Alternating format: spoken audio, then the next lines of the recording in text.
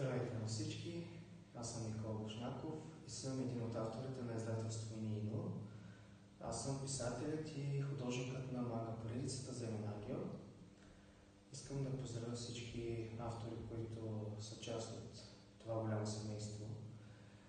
Да ви поздравя за смелостта, за това да се изразите под всякаква форма, да покажете на света какъв е вашия вътрешен свят, да вдъхновявате дори и другите, тези, които се допрат до вашето творчество.